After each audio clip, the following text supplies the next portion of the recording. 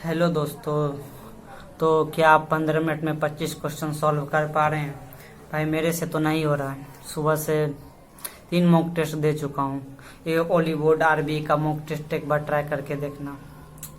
भाई 4-5 क्वेश्चन तो हर mock test में छूट ही जाते हैं।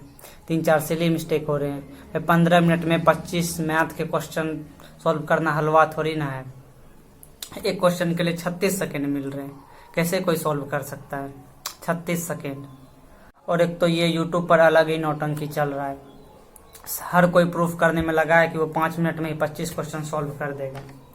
खुद क्वेश्चन बना के लाना, खुद 10 बार बैकएंड पे सॉल्व करके आना और यहाँ आंसर खटाखट लगा के निकल जाना उसमें, और वो एग्जाम प्रेशर में बैठ के जहाँ माउस भी काम करेगा कि नहीं वो भी पता नहीं।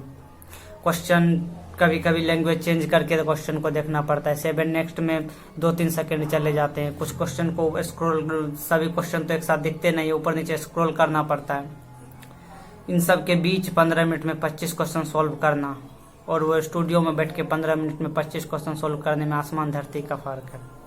इन्हें कोई कैसे समझाए? लेकिन समझ में ये नहीं आ रहा कि इसकी जरूरत क्या थी। सेक्शनल टाइमिंग लाया ही क्यों गया?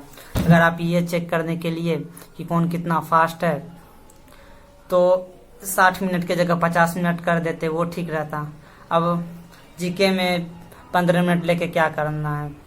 अब कोई मैथ में अच्छा है तो मैथ में टाइम निकाल के इंग्लिश को टाइम दे सकता था।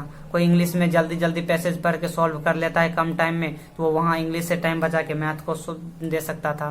यानी किसी का एक वीक पोर्शन होता है, कोई स्ट्रॉन्ग पोर्शन होता है, तो जो स्ट्रॉन्ग है वहां से टाइम निकाल के वीक पोर्शन को टाइम दे सकता था। लेकिन अब ये सेक्शनल टाइमिंग के कारण अब ऐसा कुछ कर ही नहीं सकते हैं। जैसे कोई रीजनिंग में अच्छा है, वो 10 मिनट में 25 क्वेश्चन सॉल्व कर सकता था, तो वहां से टाइम निकाल के वो मैथ को, इंग्लिश को टाइम दे सकता था। लेकिन ये सेक्शनल टाइम सब चौपट कर दिया है। और मेन बात, इस सेक्शनल टाइमिंग से फायदा किसको मिला है?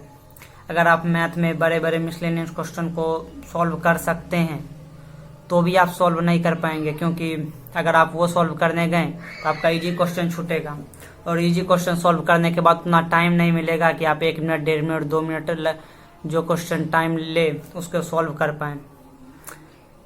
यानी अप्रोच आते हुए भी आप मिसलेनियस या बड़े क्वेश्चन को सॉल्व नहीं कर सकते हैं।